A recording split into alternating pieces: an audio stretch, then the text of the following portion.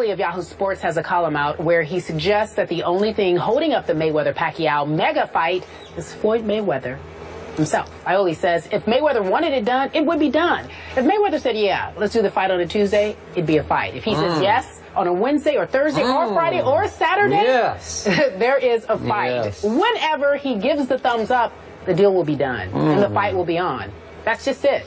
I don't know if you all remember this. Mayweather posted some video on his Instagram page. He was speaking with Pacquiao, and he said he wanted the deal done, Skip. What's your reaction to the latest reports in this blame game? My reaction last night, Stephen A. Smith, when I happened to stumble upon this on Yahoo.com, this terrific column by Kevin Ioli, I said, thank you very much for preaching to my choir, because Kevin Ioli wrote the absolute nothing but the truth about what is going on here, and he backed it up with point upon point upon point. I'm going to repeat what Kerry just read. If Mayweather wanted this fight done, it would be done. Okay. Period. End of story. And he even addressed your position, which is the Bob Arum position, that Arum is gumming up the works, that Arum does not want this fight done. That's the Mayweather camp position, I'm assuming, though I haven't heard this straight from Floyd. He hasn't spoken publicly about it, but he had his strength and conditioning coach make that claim public. Who knew? So Ioli writes about Bob Arum's maddening inconsistencies, and I do get that because sometimes they are maddening. But I have told you, Bob Arum is just trying to publicly make this thing happen by insulting Floyd, by making claims, by setting deadlines, false or otherwise, just trying to get it done. And Ioli concludes that it would be hard, if not unimaginable, for Bob Arum to block this fight at this point because his client, Manny Pacquiao, has made it so publicly known he badly wants this fight now. Bob Arum, get it done. Conclusion. I'm quoting Mr. Ioli here. This delay isn't about Bob Arum. It's about Floyd Mayweather Jr. Thank you very much. A beautiful piece of journalism. Is that what that was? Yes. Ioli wrote a fantastic column. Thank you. All his points were right on the money. He's to be commended for the great work that he did, the things that he pointed out. I'm not here. There's a big but coming. I'm not here to disagree with that. Yep. He's absolutely right. It is up to Floyd Mayweather. But what people like yourself are not realizing, that's exactly what Floyd is saying. It is up to me, Bob Arum. It's not up to you. You're not Floyd, and I only pointed this out. Floyd keeps using that A side, B side analogy. Floyd keeps saying, and in interest that I'm the boss and he's not the boss. Full disclosure, Floyd and I have spoken. Yeah. All right, everything's cool. You know, we've talked about it. Some things I can repeat, some things I won't. But here's the deal. Floyd is determined to make sure it is firmly established that he is the A side. And it's not just because you got knocked out by Juan Manuel Marquez. It's not just because you're trying to make similar demands to what you made prior to getting knocked out by Juan Manuel Marquez. Floyd is talking about boxing. He's talking about the fact that there's certain protocol that comes with this. He said, when I fought Oscar De La Hoya, I was the B side. I wasn't the A side. I had to acquiesce to the conditions and the demands that Oscar De La Hoya made. I capitulated. He said, let's not ignore that. He said, I worked all of these years to get up to a point where I had to sit back and watch other people make demands while I climbed the chart. Well, now I'm at the top of the heap, and you're trying to have the same kind of clout and cachet that I have. It ain't happening. I'm not conceding to that. You want to fight? It's going to be under my conditions. That's basically his mentality. I'm not quoting him there. That's his mentality that I'm telling you about. Now, we look at a Bob Arum. When Bob Arum, whether it was with Miguel Cotto or whomever, the fights that ultimately happened when people weren't with Bob Arum, but when they were with Bob Arum, Floyd didn't fight him. So we can't sit there and just automatically assume, despite what 50 Cent would put out there, and I'm not saying that I know for sure because 50 Cent knows Floyd, but 50 swears that he's scared, according to SI, Chris Mannix, who does a great job, by the way, he sat there and said, look, Floyd is scared to death of Manny Pacquiao. This is what 50 Cent says. And that's their business because obviously they button heads these days, and I hope they get it together because they don't need to be doing that. But here's the bottom line. With all of that being said, the column is right on the money in terms of if Floyd wants to get it done, it would get done. There's no question that it's up to him. What people like you and Bob Arum and others have to accept is that it is up to Floyd. And Floyd is going to want his conditions met. Now, for me, that doesn't give Floyd an out. I still want the fight. I'm still insisting on the fight. I'm still on the record saying I don't want to see Floyd fight another damn soul because I've waited like everybody else has waited. If this was just new and Pacquiao busted onto the scene, well, then we hate the fact that promoters got this control. It is what it is. We could deal with it.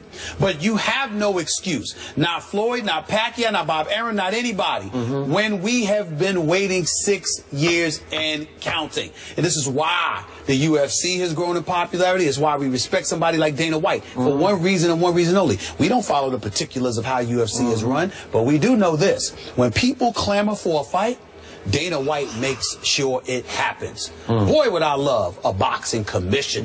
Somebody to oversee the sport. We got so help me out here, since you have spoken to Floyd Mayweather Jr.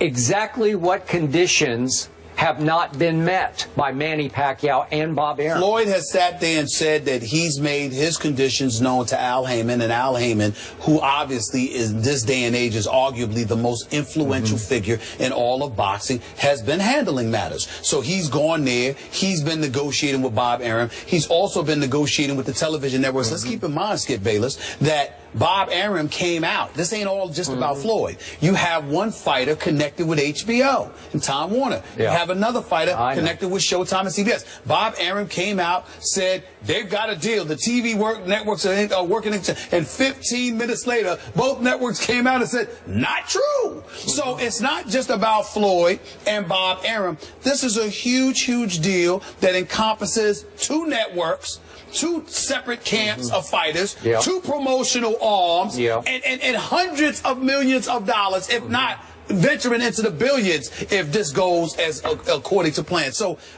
again, we just want the fight. We just want the fight. I'm tired of all of this. I just want the fight. Okay, bottom line for me, Floyd is scared. Period. End of story. That's your belief. Superbook still says, our friends in Vegas still say Mayweather is favored. 71% to win the fight. Papa Mayweather said.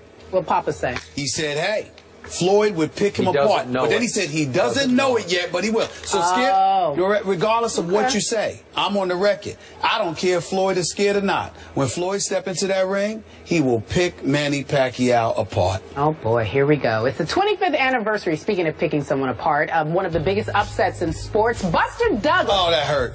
That still hurt. Mike. That still hurt me. The fellas talk about what they remember. Stephen A. says it still hurts. Find out more when we return. Today marks the 25th anniversary of the knockout herd around the world. Got him. Buster Douglas knocking out Iron Mike Tyson. Tyson enters the fight undefeated. Had 33 knockouts, and he was supposed to win, but knocked out in the 10th round by a 42-1 long shot. Wow. Still hurts, Stephen A. What do you remember about that?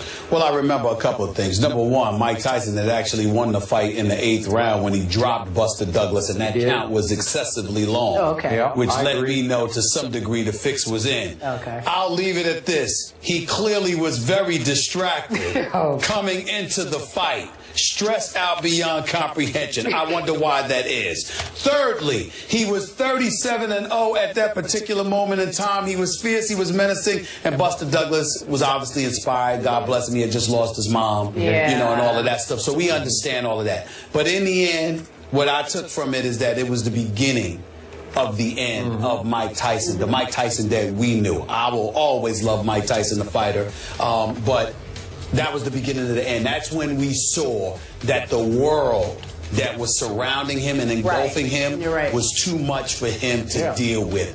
That was the beginning of the end. Not Holyfield. That loss. No, wait a second. Did you just say this fight was fixed? No, well, I didn't say it was fixed. You said the fix was in. I'm just saying, you know how promoters and people like that can have some degree of influence. Somebody has a degree of influence. That was a long count. Buster Douglas should have been counted out. Was it a long count? He should have been counted out. I watched the fight. I thought it was a long count. That's all I mean by that. But then Mike Tyson, I just remember his mouthpiece. Well, he was getting outboxed the whole night. The whole night. But when Buster Douglas got caught, Buster Douglas got caught, he should have been out. He should have been counted out. Okay. All I know is that night, at that moment, I thought this was not only the biggest upset in boxing history, I thought it was the biggest upset I think I'd ever seen in any sport because, as you say, 42-1, I barely knew who Buster Douglas was. And he had just knocked out Iron Mike, who had mauled opponent after opponent after opponent. It went beyond another great fight that I was at. Remember, Leon Spinks beat Ali, but then Ali avenged that fight later. But I thought that was a big upset. But it wasn't anything like this until later, as the years started to pass, and the more I learned about Mike Tyson and what he was going through at this point, how he let fame and fortune devour him out of the ring. That's right. You know, well, then it didn't seem like such an upset. Wasn't it kind of predictable once we knew what was going on? If it were against somebody else, that would have been different. But Buster Douglas had lost his previous fight by a TKO in the 7th round to Tony Tucker. Yeah. He was ranked the number 7 heavyweight in the world at the time. Nobody saw this coming. They ain't sure that wasn't Mike Tyson. Now that you know about Mike Tyson, are you that surprised by what happened? I'm not really that. I was surprised by Buster Douglas. I was surprised by Buster Douglas. Ladies and gentlemen, we want to remind you, Friday, February 13th, meet us at Celsius Restaurant, New York City. It is an NBA All-Star celebration. We will be live. We want you to join us. In the meantime, in between time, tomorrow, same place. We'll see you tomorrow. Can you see you? 10 a.m. Eastern. I think that's his Tyson. Kevin Iole of Yahoo Sports has a column out where he suggests that the only thing holding up the Mayweather-Pacquiao mega fight is Floyd Mayweather himself. Iole says if Mayweather wanted it done, it would be done. If Mayweather said, yeah, let's do the fight on a Tuesday, it'd be a fight. If he says yes on a Wednesday or Thursday or Friday or Saturday, there is a fight. Whenever he gives the thumbs up, the deal will be done and the fight will be on. That's just it. I don't know if you all remember this. Mayweather posted some video on his Instagram page. He was speaking with Pacquiao, and he said he wanted the deal done, Skip.